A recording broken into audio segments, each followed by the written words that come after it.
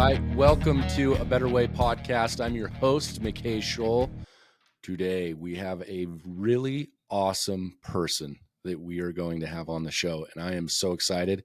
I like to refer to her as my work sister, Naomi Mayne. She is the Chief Operations Officer here at Canopy Mortgage, and I'm excited to get to know Naomi even a little better than I have over the last, close to 13 years, Naomi. We've worked together. So tell me a little bit about Naomi Mayne. What do you like to do for fun?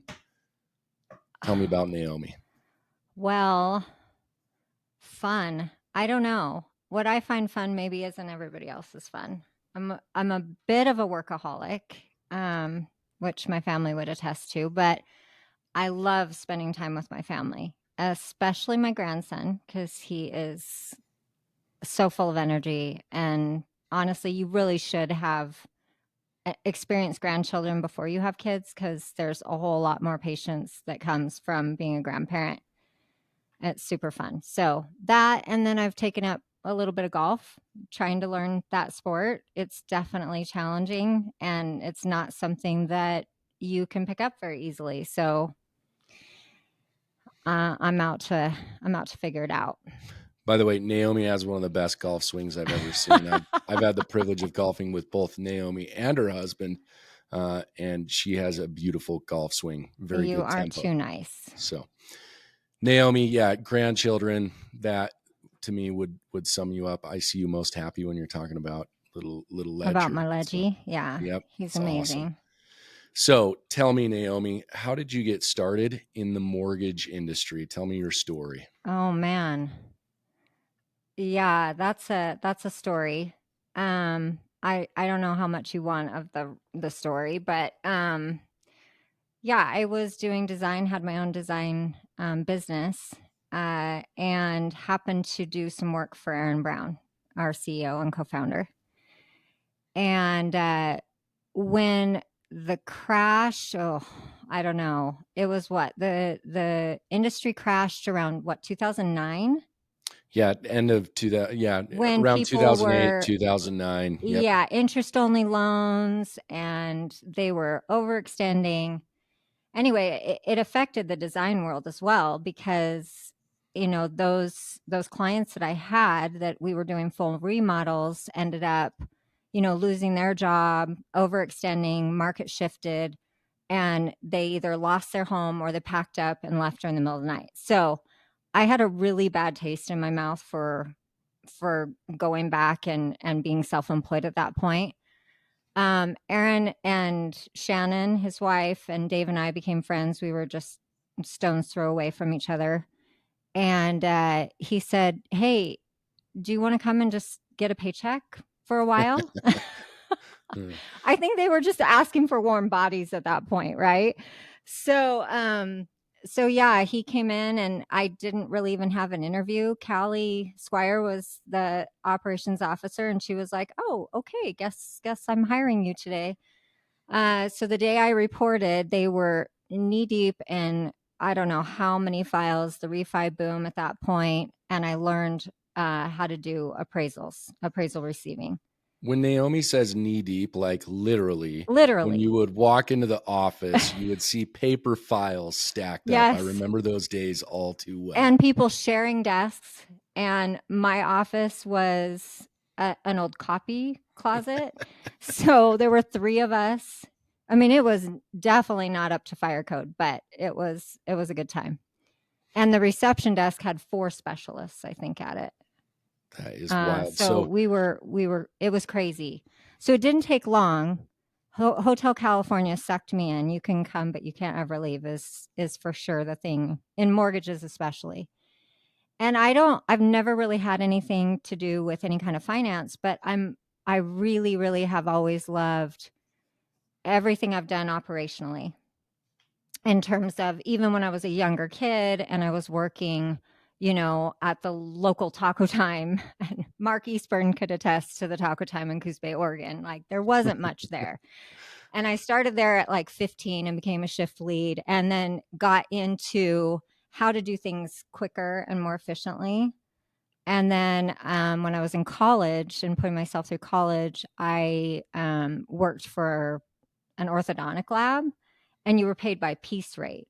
So it all became about how quickly and efficiently Hmm. you could get your job done so that you could get paid more, right? So that is a little bit of my background before coming into mortgages. And I love a good puzzle, and I love to fight fires. So I'm the chaos coordinator is just a part of me for sure.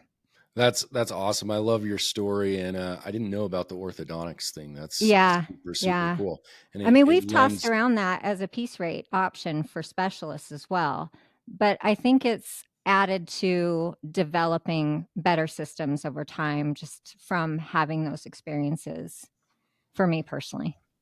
Awesome.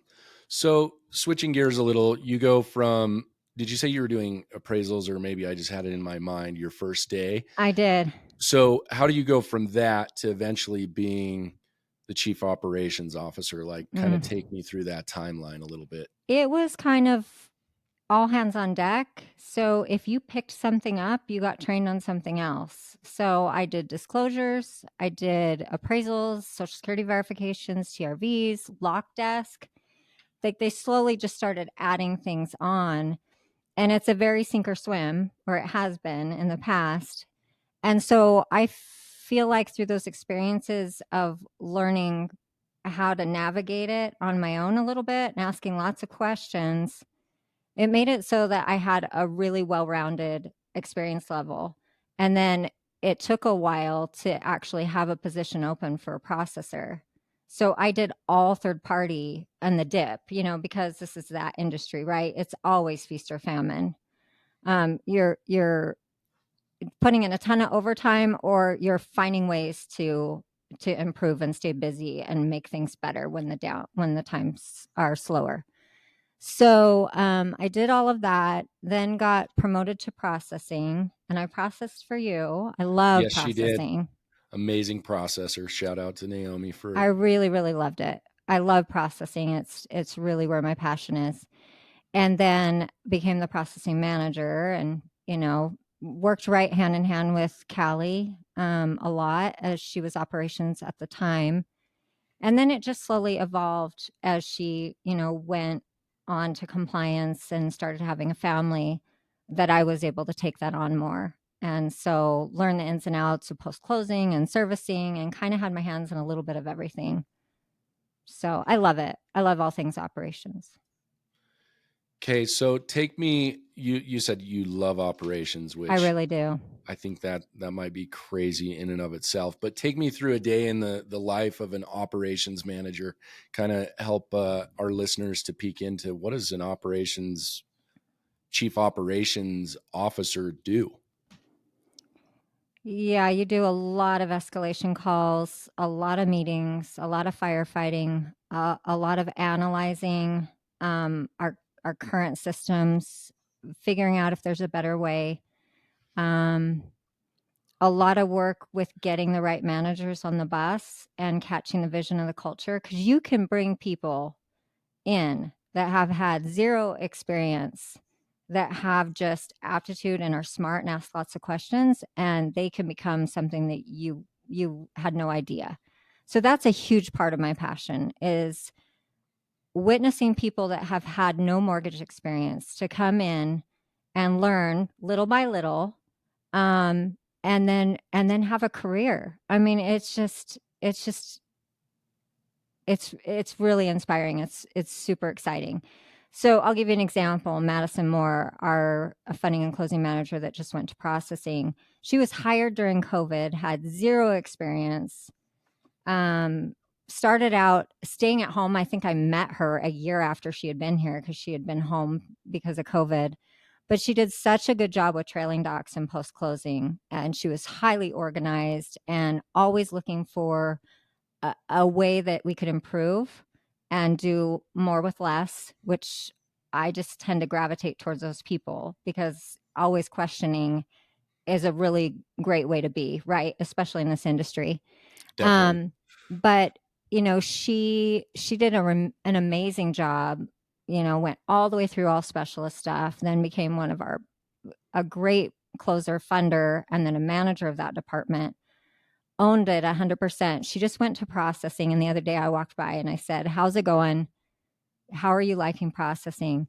And she said, "I love it. It's going so great. I've got some LOs that I don't think like me very much, but my goal is to win them over." And I'm like, "And you will." She's just awesome. But those are the kind of people that I want to see bring into the company and help them to learn and to dumb it down. Like, don't take advantage of or assume people know something they don't. Like, always explain the why. You have to, or they're never going to understand. They're just going to be clicking buttons.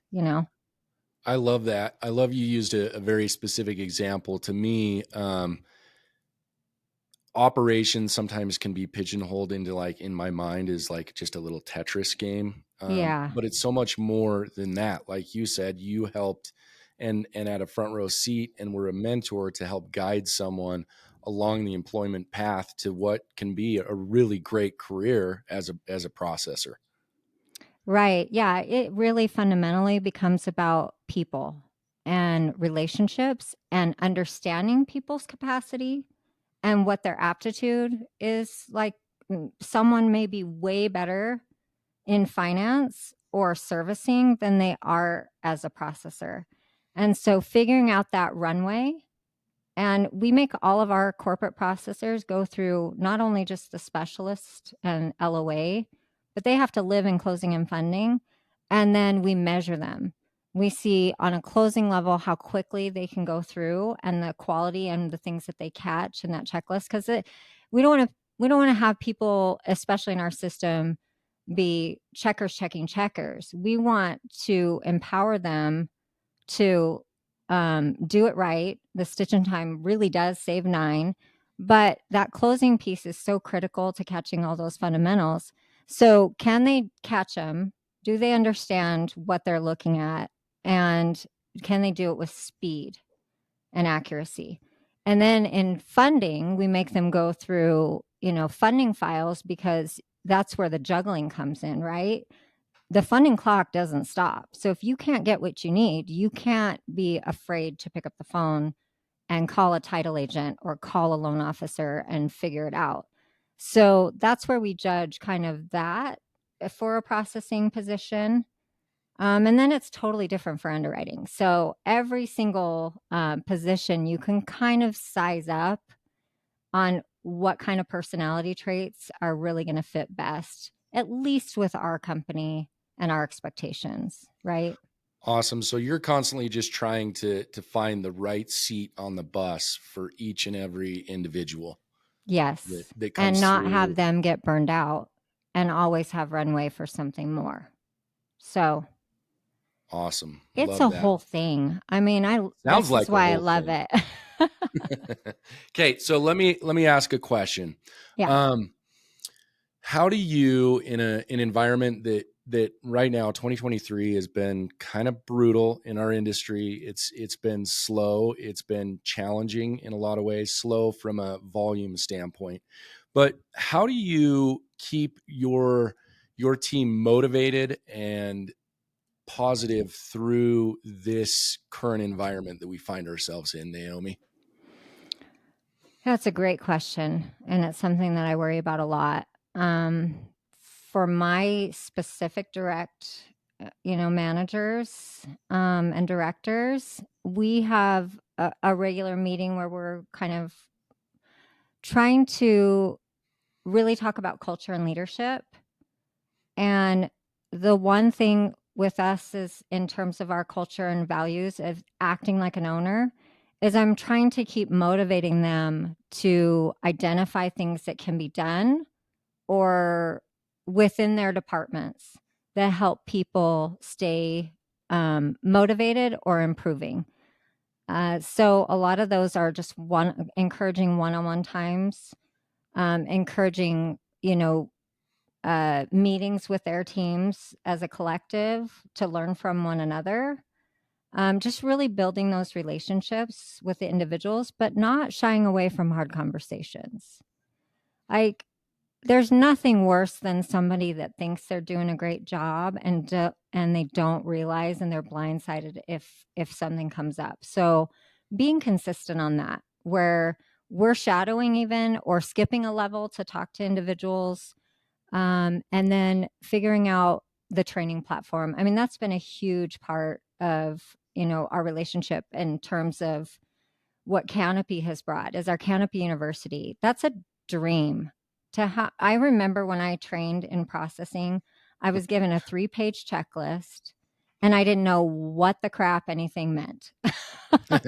And when I asked questions, because I'm not the one that's not going to ask the questions, right? When I asked the questions and I was told, is it on your checklist? I'd say, well, uh, I, I mean, I just don't even understand half of this and what's on our check. I still have that checklist with all the writing in the margins, and I kept it in a folder because I think it's from then on. I said, I don't ever want an employee to be hired and feel lost and not understand what things mean. And so getting a partnership with someone like Abby, that has helped. I know that's her passion as well, working with her through the years. As an underwriter, she would come down to our processing meetings and just decide to train on full VOEs that people weren't getting. And so she's always been that way to just kind of offer up some suggestions and willing to take personal time, to come down and give them some insight into underwriting. That's where we all can really grasp that relationship and a team effort when someone recognizes, hey, these processors are struggling with what's needed on these full VOEs, so I'm going to take some time, have some examples. And that's what I think we both have always wanted, and I know you feel the same way, is having a platform for training and continuing education so that someone can get insight into what even underwriting looks like before the position's even available. And here's the steps you're going to need to get there. I mean, I just love that part. That's a huge part. Something I admire that Naomi has done, and I've just observed this now when we're talking, she's always talking about her team members and caring about the one. And I think it's probably one of the biggest ways to keep your team motivated and positive. Like, you genuinely do care about the one and you emulate that. I love that. Such a Oh, good thank example. you. So let me ask, one of the challenges, I think, just from the beginning of loan officer time, there's always been a little bit of a tug of war between operations and loan officers and originators and sales guys, right? You Right. and I have worked really, really hard over the years to kind of um, navigate through that. And I'm curious, from help originators jump into an operations, a processing, and underwriting mindset. What are things originators can do to help kind of break down that wall? I don't feel like it's a wall at Canopy, but I feel like at times it certainly can be. When an LO wants a deal closed, they're fighting hard for that. What are some good things that you've or advice you could give to the LOs on Hmm. breaking that wall down? Well, I give advice all day long on the other side of that, right? You have to try and put yourself in the other person's shoes. And originators, it's their livelihood. It's like a real estate agent. They don't close a deal, they don't get paid, they can't feed their families. Like, we have to really understand that. But at the flip side, it doesn't necessarily mean that there should be any kind of abusive relationship. Like, they're there to support and help as a team on the file. But there's no dictator that in an originator. There's just really no place for that. We've tried to break down the walls by making sure we've had touch calls, for instance, in our system in the past with customers on the consumer direct side. And we've measured those. We've listened to them. We've gotten NPS scores and then read those scores and said, wow, there's a lot here that say they didn't really hear from people very often. What's going on there? And are we really listening? Are we really calling? Are we just sending an email? And that's a battle we have taken on from the inception. And I think it goes the same way for originators. They're our customer, so we need to just have that paradigm shift and treat them as such. Meaning, you may not be, our corporate processors may not be having a conversation with um, a specific originator's borrowers, right, on the Canopy side. But if we treat that LO like a customer, then there shouldn't be that big of a conflict. Clear as kind. And I mean, even underwriting, there's always been this proverbial wall where underwriters, you just don't talk to them or leave them alone. They just need to put their heads down and get the job done, and they'll decision it when they're ready. No, that's not us. And so I'm so grateful that the underwriting managers, have that same philosophy and agree that we should be calling out LOs. We should be calling them out on every decision they make, and not just the bad ones. I want them to be thrilled to get a phone call, not just be like, okay, I'm getting a call from an underwriter. Now I'm worried, right? So we've tried really, really hard to make sure that the teams understand that. And if there is someone that is just not meshing in their conversation, it's usually a side conversation that I'm not afraid to have with an originator. And I will say yeah, this. I've been on the phone a number of times with Naomi. She is never afraid of the hard call. And one of the things that, as I've observed her help kind of break down those walls that sometimes can exist, is she said it best: clear is kind, and she can be brutal about the facts without being brutal to the individual. And I think she emulates that. And um, one of the things I love our CEO said, and maybe I'll get in trouble for saying this, but we don't want to hire whiners, jerks, or losers, right? right. No whiners, jerks, or losers. And at the end of the day, there's just no place for anyone to treat anyone in a Any way that is, individual. yeah, Yeah, exactly.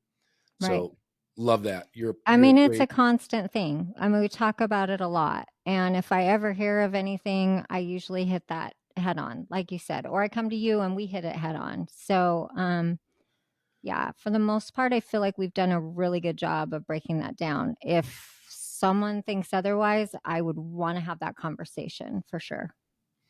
Okay, so we've got maybe a minute or two, and then we'll wrap up. But I had a question for you. What's the number one thing that you're kind of looking at as we're kind of going into a new year? What is your primary focus from an operational standpoint for Canopy in 2020? Um, wow, that's a loaded one. I don't know if I can pick one thing. Always looking at speed and quality, always looking to do more training, better training, help people understand.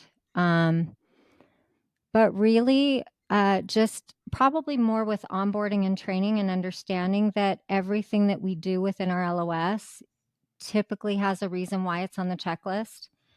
And people don't get that necessarily. They're just trying to get the deal done. So they may skip over something. But the stitch in time really does save 9. There's a reason we're faster and more efficient. It's because we can trust the people in front of us that have touched the file, that they've done what's expected and they've answered those questions correctly and they've validated what they've gotten. So it's really just the momentum and where we're currently at. Just keep pushing, keep pursuing, keep identifying things that we can do to improve. Every manager I've asked to write down things. If they find themselves overriding something or trying to fix something or escalating something, write it down so that we can discuss if there's something we can put into place, some kind of programming to help for it, or a training module, like a quick course that'll help and help people understand. There's, for instance, I'm just going to throw out an example just for the fun of it, but oftentimes we get to the closing, and as you get to closing, our audits and automation get tighter and more rigorous the closer you get to the closing. So you have a more perfected file by design, which I love. But that on the beginning side, you have a purchase contract condition in the borrower's checklist. Whoever's receiving that, it clearly says, did you enter the realtor's contact information in full, address, phone number, license numbers? And a lot of times new people just NA that or sign it off and move on. And until they get to their first file and it gets kicked back because, hey, we can't even clear this to close because you don't have this in here. But that was on there 20 days ago and we skipped that. So figure out ways to get people to buy in to the system and not so that they don't think it's just I'm clicking buttons. There is method behind the madness, and Yeah, that is always improving. understanding the why Yep, behind every click. everything we do. That And prints on our closing package. It has to yeah, be there. It's a compliance thing. I love that as a focus, especially where we're kind of at this transitional phase where a lot of our employees aren't physically located in the office as Right. we've continued to grow and get more of a national footprint.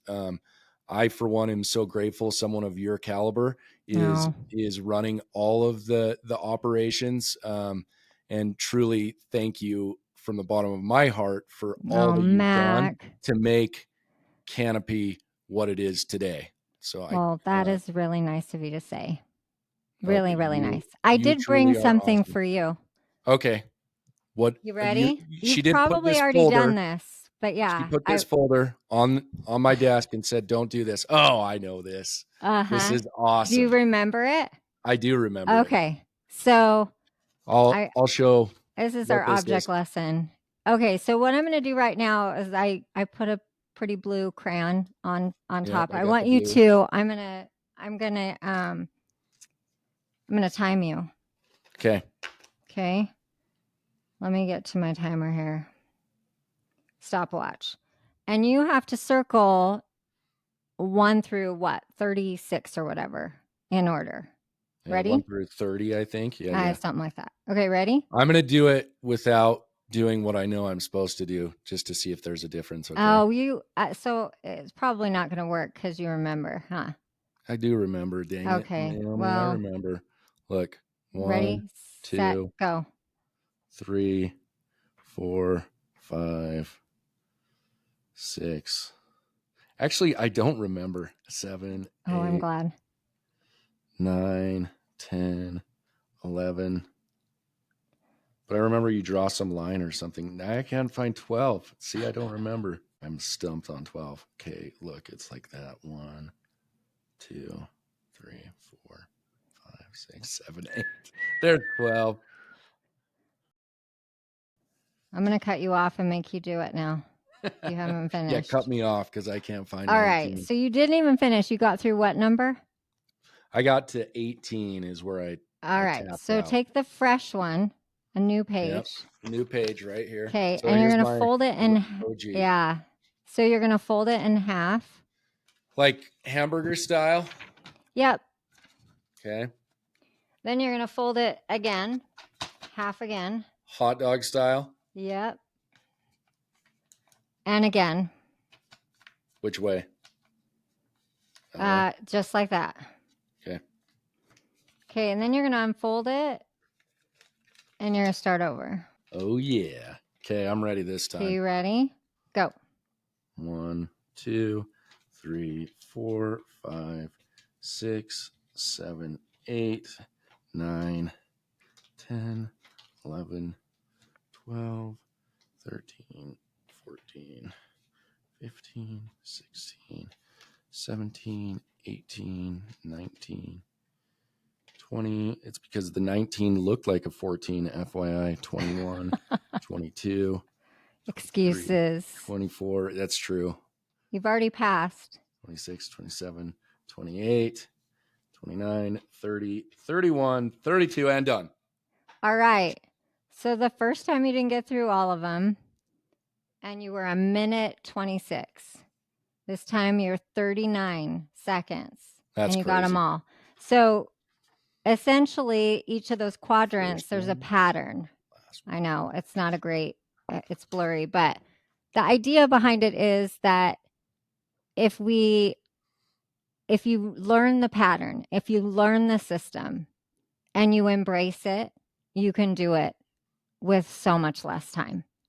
And that is my approach to operations in a nutshell from a fulfillment standpoint, is if we have turnkey systems in place and people experience that, then they can see that there's a better way, that we can do much more with less. So just a little object lesson that I wanted to have you do. What a powerful way to end, because it's exactly what you are constantly doing, finding a better, more efficient way. So again, thanks a million for taking time. Thanks for who you are and the good example and great friend that you are. And let's go to 20 billion, shall we? Yes, we shall. All right. You're awesome. Thanks Thanks, again for your Mac. time today, Naomi. Thank She is you. Naomi Mayne, Chief Operations Officer at Canopy Mortgage, and we're thankful for her time today. Thanks, Have Mac. a great one. Thank you.